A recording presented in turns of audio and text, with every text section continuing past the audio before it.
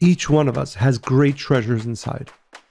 And no, you have to remind yourself of that daily. And therefore you have to dig like crazy. Dig like crazy means you are motivated now to do and to do and to do and to fail and to do and to fail and to do because you know the great treasures that reside within you.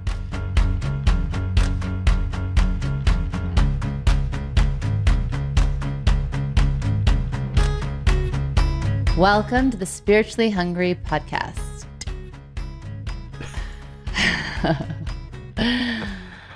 So today we're going to talk about motivation, and I think it's an awesome topic. I think we are generally motivated people. Me and you mean? Yes. Right. It's what gets you out of bed in the morning. It's behind everything you do or don't do in the course of your day. If we have it, we feel energized and purposeful. If we don't, we can feel adrift, bored, or restless, and can factor into many other complications Well, like I think depression I think it's important to underscore, how important this idea is, right? Like you said, we will not accomplish anything important without motivation. So hopefully we can impart to our listeners today maybe some tools or some ways to awaken motivation, because without it, and not just without it, right, but to the degree that we have, right? A person can be motivated, but really the difference between a person who accomplishes greatly and a person who just accomplishes is how great their motivation is.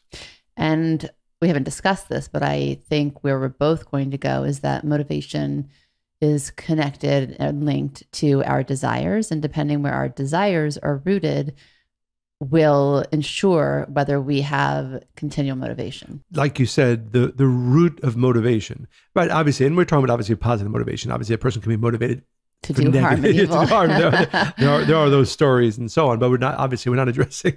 Let's hope none of our listeners are in that path. But when we talk about motivation, it's very much rooted in desire, and it's important to know that desire is a finite quality.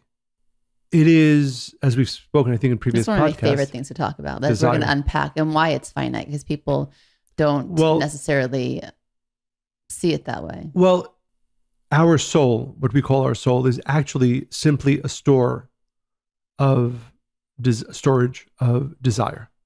And throughout our life, we expend desire, sometimes for selfish things, sometimes for sharing things. Almost everything that we do is predicated on a use of desire. And that's why, by the way, often when a person gets older, whether it's in their 70s, in their 80s, in their 90s, you will find very often people at later stages in life have less desire than they had in the beginning. That's not the way it's supposed to be. We are meant... We assume that that's just nature. Right. But in fact, it's kind of like the more that you use something like desire for purpose and good and rooted in things, that the more it stays alive. And the more it stays alive, and therefore you have more days and more life. Exactly. And more desire. So basically what we're saying is that your desire should never wane. It could be, in fact, it should be as strong as it is at any other part of your life. Right. And so I think the first lesson understanding about motivation as it's predicated on desire is that, a person can say, well, I need or I want to accomplish these things. Right? I look at my life as a purposeful path to fulfill important tasks. Everyone obviously should do that internal work of finding what it is for them. I think I know what it is for me. I'm sure you believe, at least for now, at this point in my life, what it is for me. But the question isn't simply, what do you choose to be motivated for, but rather, what else are you doing with your desire? So if a person wastes their desire on either call it negative things or terribly selfish things, well, then his or her desire won't be there, certainly not strong enough to propel their motivation for greater and greater things. So if you understand that if a person does not protect their desire, and that means not to use it in ways that are selfish, not to use it in ways that are certainly hurtful towards others. If a person doesn't do that, then they will find that they lack motivation in the important areas of their lives, or more importantly, lack the great level of motivation necessary to accomplish great things, important things, big things. So the protection of our desire is something that's very important. So if a person is using it for a desire to share, right, or whatever energy, effort they have, it's not just for themselves, but it's for generations that will come after them, right? They're thinking in terms that are expansive, that are transformative, that are growth oriented. Then they have more strength and desire to do more and more throughout their life. Exactly. Conversely, if a person uses the amount, let's say two people have the same amount of desire, equal, right? One uses for what I just said, and the other one uses it just for the desire to receive for the self alone. I want this thing that's going to make me happy. I want that thing. I want that thing. And it's never with the consciousness or consideration of the greater good or whole. Then eventually over time, if it's imbalance, right? It's fine to have some. Well, yes, for everybody. If you're human, you're going to go somewhere. And that's a positive thing, but balance, right? But if it's over. So by age 50, 60, 70, slowly, right, it becomes weaker and weaker and weaker. Right. But even at a younger age, the point is, even at a younger age, I think you've shared about this as it relates to relationships, where you have people who say, well, I'll fool around in my 20s, but then when I'm 30, I'll get serious and find my soulmate, whatever that means, right? I was speaking to somebody recently, and they were sharing that, we talk about transformation, change. It's a really important topic. It's maybe what makes us spiritual and allows for growth. And so we were talking about, how he has changed. And he said, when I was in college, those 4 years, I wish I could take that person back. I said, why? He says, because I was just a very selfish person. I just wanted to fulfill my desire. And especially as it came to women and those relationships, it was only about fulfilling his own desires. Thankfully, hopefully he's found his soulmate. But the point is that as it relates to everything, but certainly as it relates to soulmates, I know what you're thinking. As it relates to soulmates, for example, if a person wastes their desires in selfish ways, then it makes it much more difficult for them to have motivation, desire to actually find their soulmate and be able to be with them. So this is really an all-encompassing understanding that our protection of our desire is what allows motivation for the important things. I think we just finished the podcast right there. There you go. That's the overarching big. Yes. And it's interesting. I was talking, I try to study with our children once a week. And I was studying today with our two older kids, with David and Miriam. And we were talking about this idea. One of the reasons, and I believe this about every one of us, we should have much more motivation than we have, even if we're doing important things, even if we're doing good things. What creates a greater level of motivation? If a person understands really the powers that they have. And if there's one thing that I can say for certain for every single one of us, none of us truly knows, appreciates, truly understands how powerful we are. That's a really, really, really big point. Today, Abigail and I went to her old school that she went to before she got diagnosed with dyslexia. And we were invited to read our book, The Gift of Being Different, And sorry, Monica, I can't let that moment go. Every one of our listeners, please, I strongly recommend, for your benefit, your children's benefit, your family's benefit, certainly as we're heading towards the holiday season, stop the podcast, pause the podcast right now, certainly come back to it, but go and purchase your copy of The Gift of Being Different by Monica and Abigail Berg on Amazon or wherever you buy your books. Buy a copy for yourself and for every person that you know. It's a very both inspirational, beautiful book. So we went and we read to 3 different 4th grade classes, so about 50 kids. And we led a workshop on finding your superpower. And then we had a Q&A after. And I was so inspired. But it's interesting, as you were speaking, one of the kids said, so how many books? Is this it? Are you going to write more? How many books are you going to write? I said, well, actually, there's 10 in the series. It's like 10. And then they're like, what are the topics? So I brought some of them up and I said, well, one is about homelessness and empathy. Do you know what empathy is?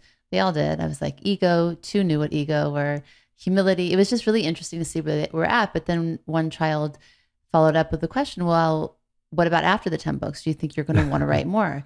Then what about after that? What's after? And it was interesting in that, and that was what I shared with them. I said, as long as you are learning through your life experiences. I said, whatever Abigail and I will be experiencing and inspires us is probably what we're going to write about, but also wherever we see the state of the world is, and we feel that we can affect positive change in that way, that's what we'll write about. As long as you have a desire to tell a story, to be part of a whole, right? What are we doing? We're trying to influence other people to realize that their superpower, their differences are their superpower.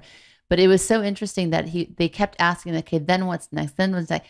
And as you were speaking, I mean, that's the goal, right? That we continuously ask ourselves that question. Absolutely. Then one child said, well, is dyslexia a real thing? And I said, yes, dyslexia is. And another child said, is this a true story? And then I said, yes, it is. And they all opened their eyes and looked at Abigail, even the wider eyes. And the point is, if we didn't think that we had some connection to something greater than this, which is really what makes us powerful, right? We didn't believe in that ability, we wouldn't have set out to write a book. Certainly we wouldn't even think to write 10 books with the same kinds of characters and going in the same genre.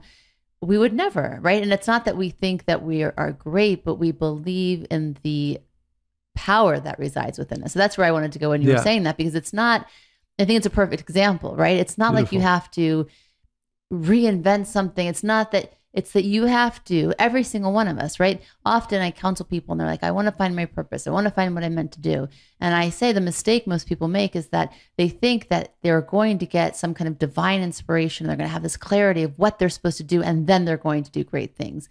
Absolutely not. You need to start doing. You need to believe in the power that you are capable of doing great things, that you are powerful. You come from something that is completely endless and limitless. And from that space, when you start doing and doing and doing, then you will find your purpose. So I wanted to quote from one of the studies where they found that motivation is a result of action, not the cause of it. And that's exactly what you said. Exactly. I didn't even and it's very, very important, right? Because that's just the proof's in the pudding. That exactly. Works. And so that's a very important a tool or key for every one of our listeners to know, that if there's something important to be done, don't wait for the motivation. Start doing it. You will find that you will get motivation from it. But I do want to go back to the previous point, which I think is so important. The reality of our existence, the reality of this world, is that for everything that is revealed, for everything that you see, there is countless more that is concealed. So for example, the physical earth upon which we walk. Most of us, probably for thousands of years, people didn't believe that there was anything below the earth that was worthwhile, right? They knew grass grew, trees grew, and it's a place for us to walk, right? To tread. But in reality, we later found diamonds and gold and fuel and gases and all kinds of very, very, very important and powerful tools that we can use for development inside the earth. So if you think about it just logically, what's more powerful, the revealed shell of the earth or the great treasures found inside? Well, of course, it's the great treasures found inside. I know. I was like, why are you asking this question? Well, it's a trick question. Well, the point of that, what the sages teach, is that is meant to give us an understanding about ourselves. I'll give another story. There's an interesting story in the ancient writings about, again, it's a much longer story than this, a very interesting one about King Solomon, who needed the help of a certain spirit, actually the king of all the spirits. And he has his strongest man go, his name was Benaiah, go and capture the king of the spirits, and he brings him to King Solomon. On the way, they come upon a few very interesting things. Two of them, which I'll share, which I find both interesting and motivating. They walk by a shoemaker's store, and they hear a man, one of the customers. I just heard you say this. I found that very inspiring. Yes. So he very inspiring, very scary. Also. Yes. Sometimes it's scary. Fear as a motivator is a very powerful motivator. So he walks by a shoemaker, and he hears a man telling the shoemaker, make sure that these shoes are made so well that they last me at least 7 years. And Ashmedai, the king of the spirits, starts laughing. And then they walk by a person, a magician, a sorcerer, right, who believed he had powers that he could see, and he had a big sign, I can see into the future, I can see everything, ask me any question. And Ashmedai starts laughing. Some time goes by, and Benayahu, who was walking with him, says, I want to ask you about some of the things that happen in our path here. By the way, I love the names. Yes. The ancient names. So he said to him, when we walked by the shoemaker, why did you laugh? He says, that man was asking for a shoe that will last him 7 years. He's not even going to live for another 7 days. Number one. And then he said to him, when we walked by the sorcerer who was announcing how he could see the future, and he could see so far. And you laughed. He says, why? He says, that idiot was, his house was resting upon a great treasure that one of the kings from earlier generations had hidden there. And he can't even see what's underneath his feet. He's telling everybody he can see into the distance and into the future. And that's the point. The point is we are all sitting on great treasures. And if we understand by the fact that this world is a world that the revealed is not even close to the level of power, treasure that is in the concealed. So each one of us needs to look inside and know with clarity and with certainty, I am sitting on, not so much sitting on, but I am holding within me great treasures. And I use the example when I share this story. If I told you with complete certainty, and you believe me and I was telling the truth, that underneath your house there is great treasure, well, you would start digging. And if you dig for a foot and you didn't find anything, you keep digging. If you dug for 10 feet and you didn't find anything, you keep digging. You dig like crazy because you know there's great treasure. And I think... Well, yeah, the doubt comes in. Well, no, if you believe, that's my point. That's the point. If you're completely, yes. And that's why what I think is one of the greatest tools... But that's the problem. Well, hopefully that's what our podcast can help our listeners come to know, that each one of us has great treasures inside. And you have to remind yourself of that daily. And therefore you have to dig like crazy. Dig like crazy means you are motivated now to do and to do and to do and to fail and to do and to fail and to do because you know the great treasures that reside within you. And therefore the point is that one of the biggest obstacles that we have to great motivation, to accomplish great things, is the fact that we do not estimate our abilities strongly enough. Well, I think that part of that is because for some, their motivation is based on external, and for others, it's internal. So, and there's 3 types of motivation. So one is extrinsic, and that is something that we're motivated by external reward or to avoid consequences. So as long as that's the case, your motivation's going to come, go. Sometimes it'll be strong, sometimes it'll be weak, and it's certainly not based on things that are probably important. For instance, we get to work on time so our boss doesn't give us side eye, or we exercise because we want the outcome of it, but we hate every second of it. And it's not really, coming from the strongest place. That's not real motivation, right? I mean, yeah. Well, but right. That's why it's short term. Extrinsic never is long lasting. Then there's intrinsic, which is sustainable. These are things that give us inherent satisfaction and aren't tied to the outcomes. So basically, the purpose is the process is the true purpose. So for example, you'll never stop digging. When you believe, and let's say you set out to do a goal and it's based on a yearning you have, let's say to become a more elevated person or to do good. If you enjoy writing, right? If you enjoy writing, right? Is that a good example? Where you enjoy the process, not just the goal that you'll have. Exactly. So, and that's what happened when I started writing. It was never for anybody else. It was that I felt like I had something to say. And in writing, I felt completely connected to something greater and I felt stronger and clearer. And so, yes, it was a very much internal motivation and it still is, right? And then that process ultimately became a purpose to something greater, but it was never the intention. So that is a great example.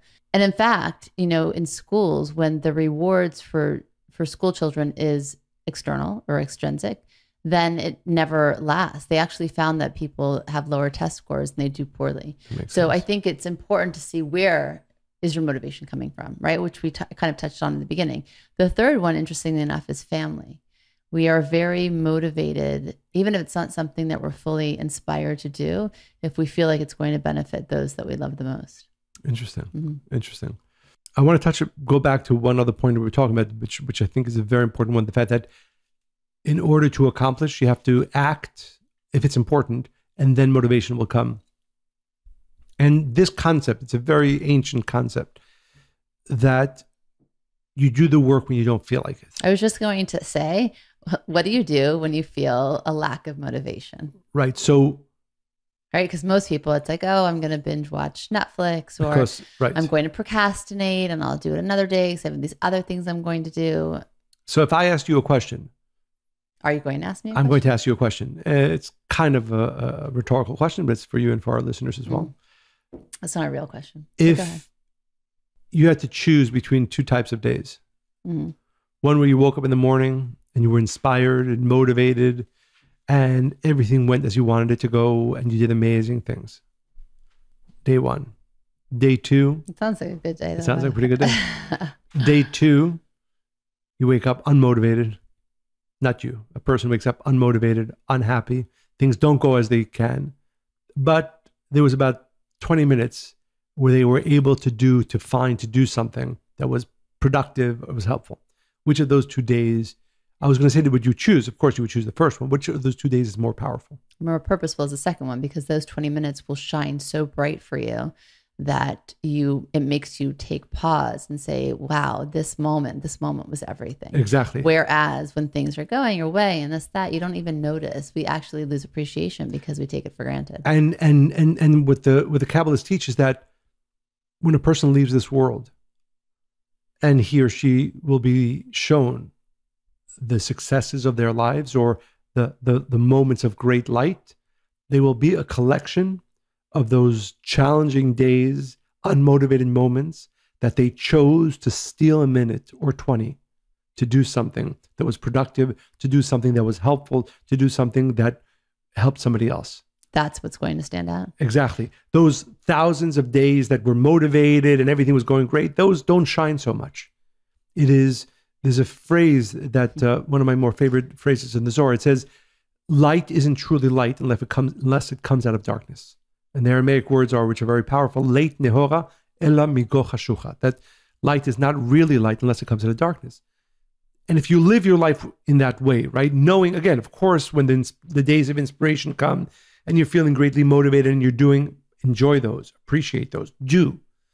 But to also know that there's great power, there's great light, maybe more important than any other time in those days when there isn't that obvious motivation, when you're not feeling that inspiration, yet you steal 5 minutes, 10 minutes, or whatever amount of time and do an action that actually has benefit. That is what will shine much more powerful than days upon days of inspiration and light. And for me, I always have this thought, like, we all have those days that, either you're exhausted or for whatever reason, things aren't going exactly as you'd want them. And you say, look, this is not going to be a day like yesterday when everything was going great and I was motivated and everything was, was going as I wanted it to go. But actually, if I can steal 5 minutes from this terrible day or from this challenging day or from this unmotivating day and do something important, that is going to be more powerful than anything else that I can do in this day. Or even from this inconsequential day. I mean, how many days do we just take for granted? Like I woke up or write today, off, right? Or write off. Yes. And it as you were speaking, reminded me of, remember last week, I called you and I was so excited because, by the way, and why I thought of it is because I can't remember anything else that happened that day except this one thing. And it was a fine day. It was a good day. It was fine. I can't remember anything else except that I was at a cafe and I had some time between appointments. I got a cup of tea and they said, oh, it's only cash today. For whatever reason, whatever was going on. And so I had my tea and I'm about to leave. And I see this person that's really disappointed and she has no cash on her.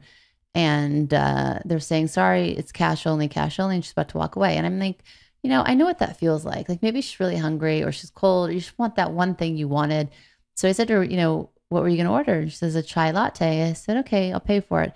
She's like, what? And I said, and then her reaction made me embarrassed somehow. And I'm like, no, she's like, why are you doing this? It's always the first question. Really? Every time that I offer to a stranger, why are you doing this? And I'm always like, because it's the right thing to do. And then just pay it forward to the next person. So we go and I said, okay, I'll get the chai latte. And the barista understood what was happening. And I said, how much is it? And he's like, no, forget it.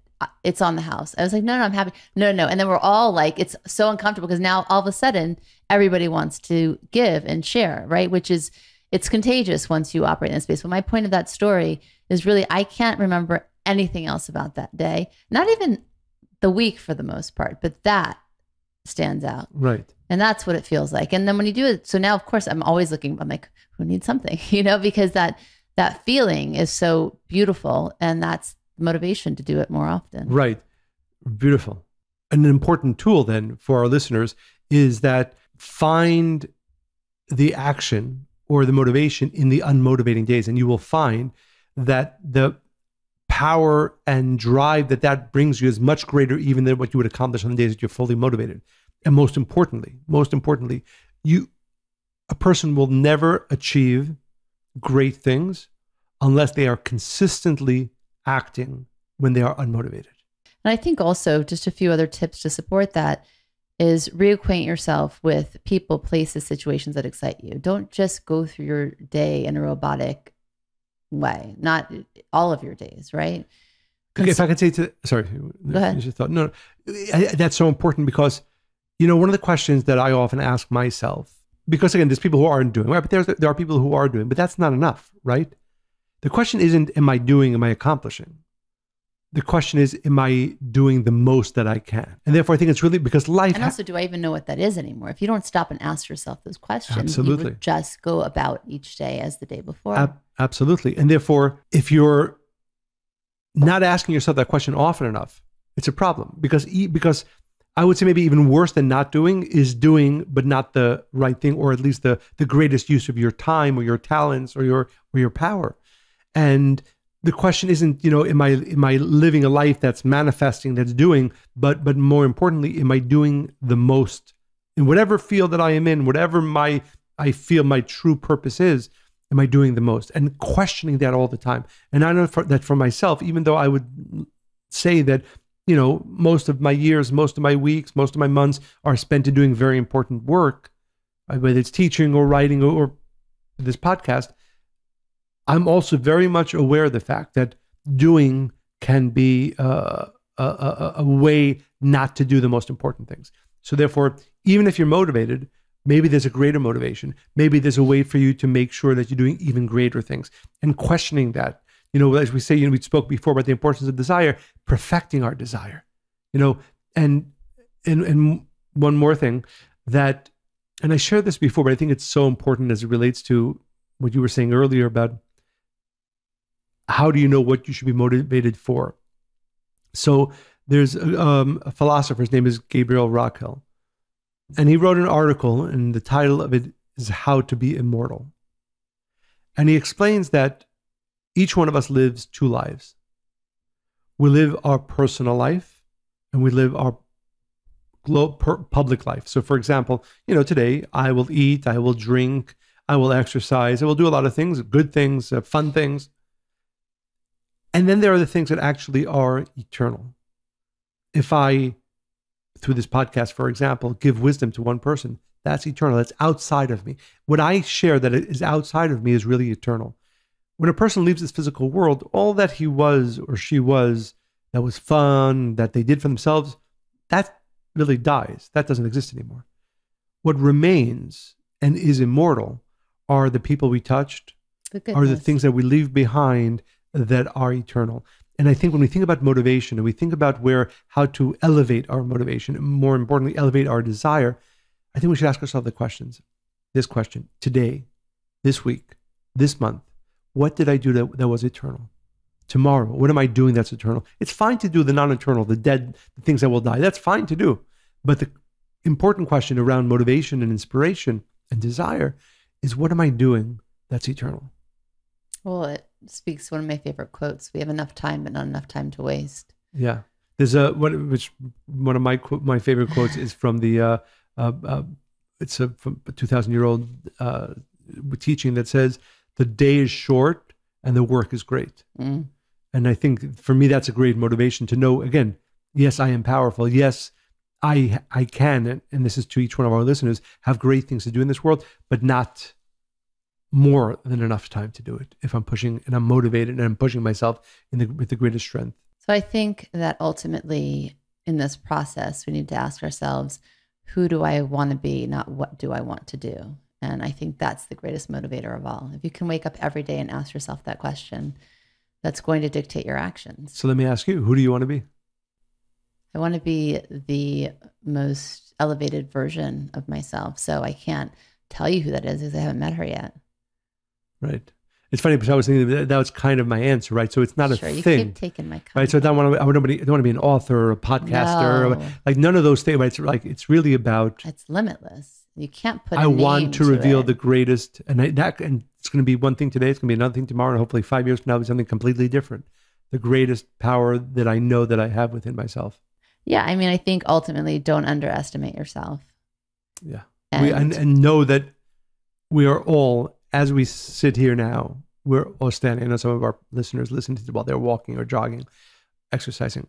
Every single one of us, you are underestimating your power. And if you can at least to some degree keep pushing your estimation of yourself every day, you will find the motivation to do more and more and actually reveal that great light that you have within you. what's great about the final question that you Did I often ask answer me, it? all I have to do is start the sentence and then you interrupt me and then you finish it with the final thought. No, I apologize. Did I cut you off? Oh, Do you it want to was share? fine. No. So you have a letter? I do have a letter. Hello, Monica and Michael. I just started listening to your podcast out of curiosity. I belong to another religious tradition. Your words began to resonate with me, so I started listening to your older ones. I want to share this story with you so you know your words bring clarity. I was on vacation with my son and his family. We were out of the United States, enjoying our time together, when my youngest grandson became ill. He was admitted to the Children's Hospital ICU. In that moment, I remembered Michael's words from a podcast, The Bulldozer. Quote, "This moment is as it is supposed to be. Every situation will teach a lesson. Find the light, the opportunity in the moment." End quote. Surrender, not the moment to be a bulldozer, was the message I received. Certainly, I had the clarity to act when needed and when to let go. The doctors found out the cause of his illness, and he is in the process of recovery. Thank you. You provided a roadmap to follow. Please keep sharing your wisdom. Sincerely, Daisy. I love that. I hadn't read that one. That's beautiful. And again, to all of our listeners, please, please, please continue to send your stories, your inspirations, because they do, not only as we read some of them, they inspire the rest of our listeners, but they also inspire Monica and myself. So please continue to send all of your stories, comments, topics, ideas, questions, jokes too, if you have any, to Monica and Michael at Kabbalah.com. Again, Monica and Michael at Kabbalah.com. These stories inspire us and all of our listeners as well. I hope you enjoyed listening to this podcast as much as we enjoyed recording it. Stay spiritually hungry.